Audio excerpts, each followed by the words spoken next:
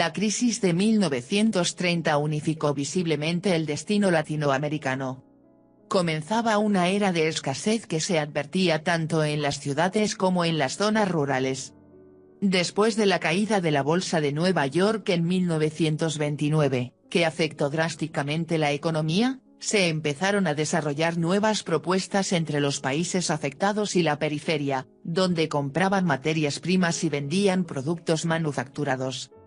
En algunas ciudades comenzaron a desarrollarse ciertas industrias, fuera para sustituir importaciones o que los capitales extranjeros habían comenzado a radicarlas. Además se despertó en los capitalistas locales la tentación de hacer inversiones industriales. Así comenzó a aparecer una demanda de trabajo urbano con buenos salarios que desató la imaginación y posterior migración de muchos campesinos. De esta forma se empezó a dar el fenómeno de la explosión urbana, el cual seguía de cerca al que se había producido en Estados Unidos, pero con características socioculturales muy distintas. En algunas ciudades empezaron a constituirse esos imprecisos grupos sociales, ajenos a la estructura tradicional, que recibieron el nombre de masas. Así fue como la sociedad urbana comenzó a masificarse, la explosión urbana. Desde las primeras décadas del siglo XX se produjo en casi todos los países latinoamericanos, con distinta intensidad, una explosión demográfica y social cuyos efectos no tardaron en advertirse. Con la llegada de los primeros migrantes del campo a la ciudad, se dio un proceso en el cual, una vez instalados, siguieron aumentando en número. Aspecto que plantea Alan Gilbert en su libro, La ciudad latinoamericana, al mencionar que, poco a poco emigrar se volvió más fácil. Los caminos mejoraron, había más autobuses y el costo del transporte se redujo. Además, los antiguos migrantes ahora establecidos en las ciudades, servían de guía a los recién llegados. Pero no todos los inmigrantes venían del campo. Muchos provenían de pequeñas o medianas ciudades que poco a poco iban en decadencia, dando origen a la imagen de la ciudad abandonada, donde la miseria echaba de la ciudad a los jóvenes, quienes buscaban un mejor futuro, intentando reconstruir su vida en otra parte. Siendo esta una de las características de la explosión urbana, que mientras otras ciudades y pueblos se acaban, las ciudades se expandían cada vez más. Otro elemento importante es la industria del turismo en las ciudades, que fomentaba la curiosidad y promovía el reconocimiento de las características antiguas de la ciudad.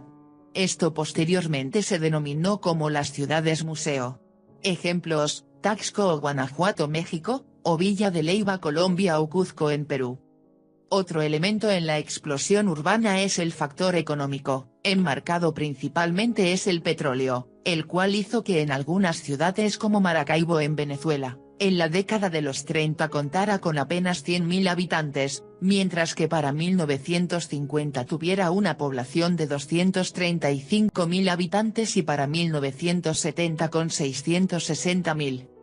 Lo que más llamó la atención de los migrantes del campo a la ciudad, fue la imagen de la gran ciudad, que era difundida por las personas que tenían acceso a esta y por los medios de comunicación, como los periódicos, revistas, la radio, pero sobre todo el cine y la televisión, que mostraba un paisaje urbano que suscitaba admiración y sorpresa.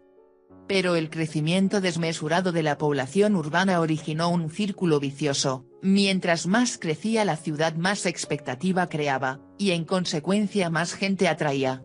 Pero el número de quienes se incorporaron a la estructura urbana era siempre superior a lo que la ciudad podía soportar. Los servicios públicos eran cada vez más deficientes, el aire más impuro y los ruidos más ensordecedores. Una sociedad escindida. La llegada de más población no solo constituía un fenómeno cuantitativo, sino más bien un cambio cualitativo, lo que vendría a ser los distanciamientos sociales entre la denominada sociedad tradicional, que era una sociedad normalizada, y el grupo migrante, visto como una sociedad anómica instalada precariamente al lado de la otra como un grupo marginal. El grupo inmigrante no era todavía una sociedad, este era un conjunto de seres humanos que luchaban por la subsistencia, por el techo, es decir por sobrevivir. Cuando alguno de sus miembros aparecía fuera de su gueto, la sociedad normalizada lo observaba con curiosidad y lo reconocía como diferente.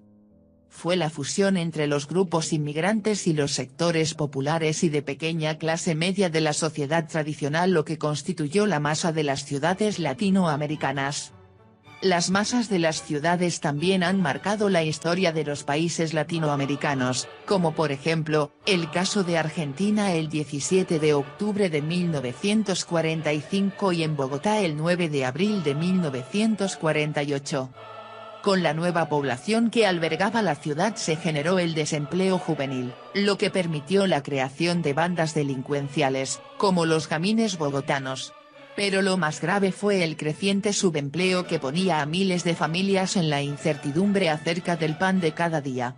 Así aparece la educación de la población, teniendo en cuenta que para acceder al trabajo las empresas empezaron a exigir estudios primarios al principio, luego secundarios y en algunos casos universitarios. Además, en la sociedad industrializada y de consumo masivo, las oportunidades de enriquecimiento aumentaron, lo que hizo que hasta las clases altas se masificaban, teniendo en cuenta que muchas personas aumentaron su nivel socioeconómico. Metrópoli y rancherios. Con los procesos de masificación en las ciudades latinoamericanas, las estructuras físicas empezaron a ser el reflejo de la estructura social. Las calles empezaron a ser estrechas para la creciente concentración de personas, la población sobrepasó las posibilidades de transporte urbano, aumentaron los automóviles, desaparecieron los tranvías para darle paso a los autobuses. Por esta razón los medios de transporte como el subterráneo se convirtieron en una necesidad urgente para las ciudades latinoamericanas. Además, la traza de la ciudad empezó a deformarse, la ocupación de zonas en las afueras de la ciudad tomó gran fuerza, con la construcción de viviendas a manos de los mismos migrantes que llegaban a la ciudad.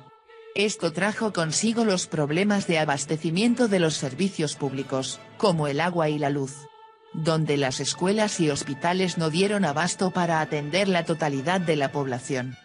De esta forma se le dio paso a los rancheríos, como esas formaciones suburbanas, fuera de la sociedad normalizada, los cuales crecieron intensamente desde la crisis de 1930. Estas estructuras urbanas, tienen diferentes connotaciones para cada país, en Chile como callampas, villas en Argentina, barriadas en Perú, favelas en Brasil, ciudades perdidas en México y pueblos piratas en Colombia. Masificación y estilo de vida. Las dinámicas de la ciudad empezaron a cambiar, donde muchos vivían como querían, pero muchos más vivían como podían. Allí las clases altas y medias fueron sin duda, las más celosas defensoras de la estructura tradicional de la vida urbana. Pero con los procesos de masificación la ciudad también se transformó, las élites empezaron a ubicarse en zonas desligadas de la nueva población y del centro, teniendo en cuenta que actividades económicas, políticas, administrativas, entre otras, se empezaron a acumular en la zona céntrica de las ciudades, lo que hacía caótico seguir viviendo en estos espacios. Además los estilos de vida se modificaron con la masificación de las ciudades, los campesinos que migraban a las ciudades tenían que dejar de un lado sus costumbres y su labor en el campo, ahora tenían que aprender los oficios de las ciudades, los hombres como mano de obra barata para la industria y las mujeres como trabajadoras de oficios varios en las casas de las élites. Aquí no hay que dejar de lado el gran auge del trabajo informal, el cual se convirtió en una salida viable para las familias que luchaban por sobrevivir en las dinámicas urbanas de las ciudades. Por esta razón, las dinámicas de crecimiento urbano representan el proceso histórico de la mayoría de las ciudades latinoamericanas, donde el campo empezó a sufrir la despoblación por la falta de oportunidades laborales, educativas y en sí, la gran desigualdad con la ciudad. Como lo plantea Alan Gilbert al mencionar la naturaleza de la migración, donde más que la pobreza en las zonas rurales, la desigualdad entre la vida del campo y de la ciudad ha sido la causa esencial de la migración. De esta manera, las ciudades no solo son el lugar que alberga las distintas actividades económicas, políticas y sociales, sino que es un espacio cargado de historias, culturas, lo que la convierte en un espacio de aprendizaje y conocimientos, que permite la construcción de identidad y de conciencia ciudadana.